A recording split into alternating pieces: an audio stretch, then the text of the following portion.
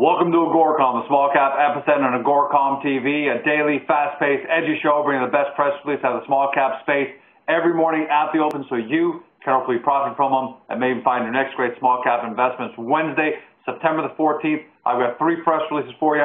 Resources continue to dominate, no surprise there. I'm going to start you off first with Timmins Gold, trades on the TSX big board on the stock symbol TMM.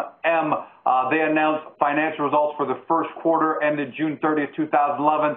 These highlights in U.S. dollars, they're impressive. Revenues, $27 million compared to $13.8 million last year in this quarter, almost a double there. Income from operations, essentially that's 100%. Income from operations, $10.448 million. That's up 176%. Cash flow from operations increased to $6.025 million. That's up from $4.975 million last year at this same time. They produced a total of 16,676 ounces of gold. They sold 17,965 ounces. That compares to 11,320 that they produced and sold last year. This represents a 59% increase in gold production. Finally, I like this. Their cash cost per ounce this quarter was $550. That compares to $691 last year. So that's a dramatic improvement to the bottom line when you consider their costs were significantly cheaper, about 20% cheaper, and revenues, their sales revenue were actually much higher because gold, as we know, is trading much higher today than it was last year at this time. A little bit about the company. They're focused solely on Mexico. They've got commercial gold production at their wholly owned San Francisco gold mine in Sonora. They forecast production at a rate in excess of 100,000 ounces of gold per year. So they're still got a while to go until they hit that number. Expect revenues to continue increasing even if gold doesn't move any further. So look for revenues to continue to increase. And on top of that, they're expecting a life of mine cash cost of approximately $489. So look for the cost to drop even further. Closed at $306 yesterday, 52-week high, $321, $1.79 on the low. This morning, $308, up 2 cents on 176,000 shares. It's still early, but congratulations to Bruce, Arturo, and Alex, my good friends over at Timmins Gold. Next up, Minsud Resources, Venture Exchange, MSR, hit 72 grams of silver, grams per ton of silver over 13 meters. This is from the Cheetah Valley project in Argentina. It's located where the Pascalama and Veladero mines, Barrick does belong to Barrick, are located as well.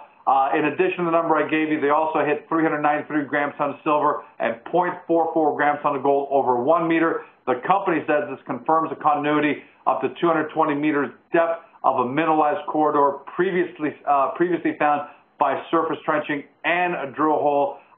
This whole area is about 300 meters long by 30 meters wide. They closed yesterday 32 cents, 80 on the high, 22 on the 52-week low. As of this morning, Minsud is trading no volume right now, and the bid and ask is really wide, 20 on the bid, 40 on the ask. Remember, they closed yesterday at 32 cents, so they still don't have a following yet. Nonetheless, something to consider. And finally, Castillian Resources, CT on the Venture Exchange, announced that they intersected 4.1 grams per ton of gold over 29.3 meters. This is from their Hope Brook project in Newfoundland. These are results from just 2 diamond drill holes, but they were testing the down dip and a long strike extension of 2 of the zones at Hope Brook. They're carrying out a 25,000 meter diamond drill program, so that tells me they're going to have significantly more drill results coming out.